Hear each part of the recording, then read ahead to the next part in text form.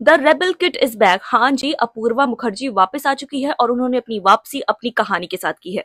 बता दें कि अपने यूट्यूब द रेबल किड पे उन्होंने 30 मिनट का अपना वीडियो डाला है, जिसके अंदर उन्होंने अपनी सारी कॉन्ट्रोवर्सीज के बारे में बात की है कि वो लेटिन में कैसे पहुंची, लेटिन वाली कॉन्ट्रोवर्सी उनके साथ कैसे हुई, उसके बाद पेरिस वाला मामला जो डांस वीडियोज उनकी वायरल हुई थी वो क्या था, इसके अलावा जो भी उन्होंने स्क्रीनशॉट डाले थे अपने इंस्टाग्राम में, रेप थ्रेड्स, एसिड अटैक के थ्रेड्स और उनको जान से मारने की धमकी जैसे थ्रेड्स जो उन्हें मिले थे, उसके पीछे क्या वजह थी।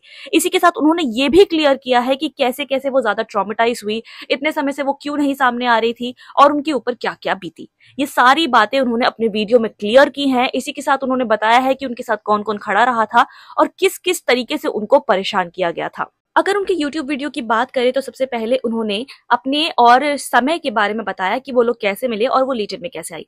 अपूर्वा ने क्लियर किया कि वो और समय को पर्सनली नहीं जानती थी, वो लेटिन को फॉलो करती थी, उन्हें वो पसंद भी करती थी उनके शोज को।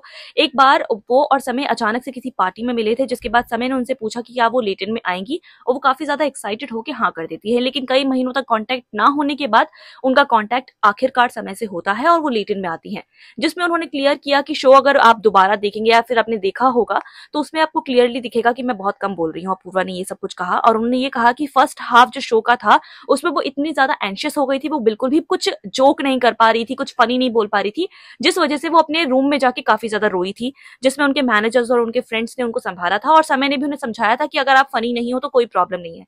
जिसके बाद वो थोड़ा सा उनका करेज उनका बढ़ा, जिसके बाद उन्होंने सेकेंड हाफ में कुछ बोलना स्टार्ट किया और उसके बाद वो लड़का जब आया था और वो कंट्रोवर्सी क्रिएट हुई थी, जो वर्ड बोला गया था जिसकी वजह से इतनी बड़ी कंट्रोवर्सी हुई, उनके ऊपर इतने बड़े बड़े थ्रेट्स आए, उसमें अपूर्वा ने कहा था कि पहले वो मेरी दोस्त से इस बारे में बात कर रहे थे क्योंकि वो लोग मेरा सपोर्ट कर रहे थे, जिससे उनको गुस्सा आया कि वो मेरी फ्रेंड को कैसे बोल सकते हैं।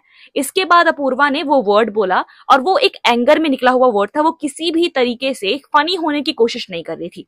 जिसके बाद अपूर्वा ने सॉरी बोला। उन्होंने कहा कि अगर मेरे वर्ड से किसी को भी दुख लगा है या फिर जिसको भी लगा है कि मैंने गलत बोला है तो मैं उनके लिए सॉरी बोलती हूँ। That in front of a live audience. So when I said that statement, it genuinely did not come from a place of being funny or creating a moment or related or being savage. It genuinely came from anger and retaliation. And my intention with that statement was not to hurt anybody except for maybe that guy's ego. But irrespective of my intention, I have hurt a lot of people. And that is honestly the last thing that I want to do. I genuinely create content to entertain people and to make them laugh. I never wanted to hurt anybody and I'm very, very sorry. I should have been more mindful of my words. But I have learned my lesson and I promise I will do better going forward. I just hope you guys can forgive me and I'm very sorry if I hurt your sentiment. Latin के बाद उन्होंने बताया कि कैसे उनकी जिंदगी बदल गई। उन्होंने बताया कि वो नॉर्मली अपना शूट खत्म करके घर चली गई थी। नेक्स्ट डे उनको जब वो उठती हैं तो उनको काफी सारे डीएम्स आए थे अच्छे अच्छे कि आपने लड़कियों के लिए स्टैंड लिया, जिसके बाद वो काफी ज्यादा प्राउड थी उस चीज पे। उसके बाद वो अपने अगले शूट के लिए गई, जो उनका एक होस्ट करने का शूट था, ओटीटी प्लेटफॉर्म पे आने वाला था, उसमें वो गई, जिसमें उनकी मैनेजर का फोन आता है और वो उन्हें कहती है कि तुम ट्विटर चेक करो। जिसमें वो चेक करती हैं तो उनको बस ये दिखता है कि हाँ रणवीर इलाहाबादिया के ऊपर केस हो रहा है, तो उनको लगता है कि क्या ही प्रॉब्लम है, छोड़ो यार, तो वो इग्नोर करती हैं इस चीज को। लेकिन कुछ टाइम बाद जब उनको पता चलता है उनकी मैनेजर के थ्रू कि उनके ऊपर एफआईआर दर्ज हो गई है और वो काफी ज्यादा पैनिक करती हैं और फिर वो अपना पूरा एफआईआर की जर्नी बताती हैं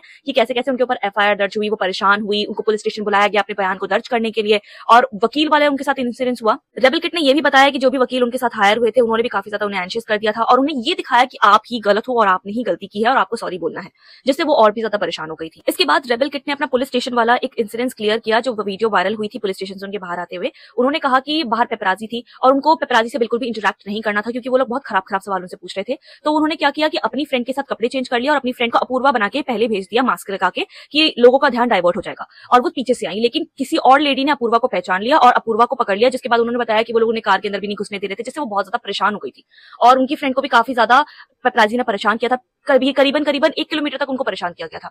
इसी बीच अपूर्वा ने अपनी फैमिली के बारे में बताया कि वो बहुत ज्यादा एंशियस थी, उनको परेशानी हो रही थी कि उनकी फैमिली पे क्या बीत रही होगी। उनके फादर का भी इस बीच में कॉल आया था जिसको उन्होंने अटेंड नहीं किया था, लेकिन फिर बाद में उनके फादर का कॉल आता है कि तुम चिंता मत करो, कुछ भी होगा मैं तुम्हारे साथ खड़ा हूं, जिसके बाद उनको थोड़ी हिम्मत मिलती है। इसके बाद रेबल किड बताती है कि वो अपने घर पे तो जा नहीं सकती थी, उनके मैनेजर ने मना किया था कि आपके घर पे खतरा हो सकता है और उनको एक थ्रेट ऐसा भी आया था उनके एड्रेस के साथ कि मैं तो जानता हूँ तुम्हारा घर कहाँ पे, मैं तुम्हारे साथ ये कर दूंगा वो कर दूंगा। जिसके बाद वो बहुत डर गई थी, अपने दोस्तों के घर पे रुकने लगी थी। तो उन्होंने डिसाइड किया कि वो उदयपुर चली जाएंगी अपनी फैमिली के पास। उदयपुर भी जाने के बाद उनके पास 2 बॉडीगार्ड्स थे, सिक्योरिटी थी, लेकिन तब भी वहां पे भी वो रह नहीं पा रही थी क्योंकि लीक हो गया था कि वो उदयपुर में है। जिसके बाद उन्हें उदयपुर से वापस आना पड़ रहा था, जिसमें उन्होंने अपनी फैमिली के बारे में सोचना शुरू किया और उन्होंने अपने भाई को कॉल किया कि सब कुछ ठीक है कि नहीं। जिसमें अपूर्वा ने बताया कि उनकी मदर, जो उनका पब्लिक अकाउंट है इंस्टाग्राम पे, उनकी मदर के अकाउंट पे उनकी फोटोज के नीचे बहुत गंदे गंदे कमेंट्स करे जा रहे हैं कि तुम्हारी बेटी आर है, जिससे अपूर्वा और भी ज्यादा ट्रॉमेटाइज हो गई थी। उनको लग रहा था कि उन्होंने बहुत गलत किया है और ये सारी चीजों में अपूर्वा को कई बार मल्टीपल टाइम्स उनकी वीडियो में रोते हुए देखा गया। भाई घर पे सब कुछ ठीक है, मुझे सच बताना, मुझे लगा कि मुझे बता नहीं रहे कि अगर वो स्ट्रेस है तो। And so my brother told me कि लोगों को भी मम्मी की आईडी में immediately and my mom's ID was public और लोगों ने मम्मी की आईडी ढूंढ ली थी थ्रू माय फॉलोइंग और मम्मी की पोस्ट पे जाके लोगों ने बोला कि तुम्हारी बेटी रंडी है ये सब की आईडी है और मेरी मम्मी नहीं है यार क्रिएटर उन्हें आदत नहीं है ये सब पढ़ने की मम्मी को बहुत ज्यादा ऐसे पैनिक हो गया होगा तो जब से मम्मी ने ये सब पढ़ा मम्मी की तबीयत बहुत खराब है मम्मी का बीपी 180/120 है तो मैंने गूगल किया कि oh 180/120 BP what should we do ये वो करके and it literally says that it's SOS emergency you need to get admitted it could lead to heart attack मेरे पेरेंट्स के बारे में लोगों ने बहुत बोला है throughout this controversy but they are genuinely really simple people who tried their best और मेरी मम्मी ने मुझे बहुत अच्छी चीजें सिखाई है लाइफ में जैसे कि never giving up always taking a stand for yourself always being strong always they really didn't deserve this.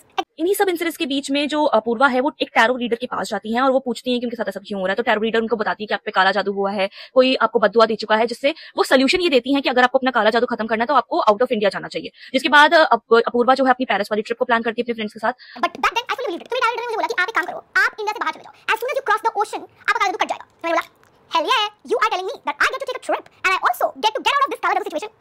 Sign me up. और अपूर्वा जब वहां पे जाती है तो वो कॉन्सर्ट वाला उनके साथ इंसिडेंस हो जाता है जब वो डांस कर रही थी और वीडियो रिकॉर्ड कर रही थी। उसके ऊपर भी अपूर्वा प्रॉपर क्लैरिटी देती है कि वहां पे कोई भी नहीं था, उनको उनके फ्लैश से किसी को भी परेशानी नहीं हुई थी, लेकिन इस वीडियो को इस तरीके से दिखाया गया कि उनकी वजह से सबको परेशानी हो रही थी। अगर अपूर्वा की वीडियो की एंडिंग को देखा जाए तो शायद आप भी इमोशनल हो जाएंगे, क्योंकि अपूर्वा ने एंडिंग में ये बोला था कि वो काफी ज्यादा पहले भी परेशान रह चुकी है। एक लड़के से उन्होंने प्यार किया था जिसने उसे प्रॉमिस किया था प्रोटेक्ट करने का, शादी करने का, लेकिन वो एक दिन उन्हें हिट करता है जिस वजह से वो अलग निकलती हैं। उनकी रिलेटिव्स ने उनके साथ बहुत बुरा किया है और अब वो इन सब चीजों को ओवरकम करना चाहती हैं और उन्होंने अपना जो टाइटल दिया था अपनी वीडियो का वो बहुत कुछ कहता है, टिल आई से इट इज। जब तक वो खुद अपनी कहानी नहीं बताएंगे तब तक सब कुछ नॉर्मल नहीं होगा। और अब शायद हम भी होप करते हैं कि सब कुछ नॉर्मल हो जाएगा। अगर उनके कमेंट सेक्शन की बात करें तो वो पॉजिटिविटी से भरा हुआ था। उनके फैंस, उनके फॉलोअर्स उनको सपोर्ट कर रहे थे, उनकी तारीफ कर रहे थे कि वो स्टैंड आउट कर रही हैं अपने लिए, और ये सारी चीजें उन्होंने क्लियरली अपनी वीडियो में क्लैरिफाई की हैं।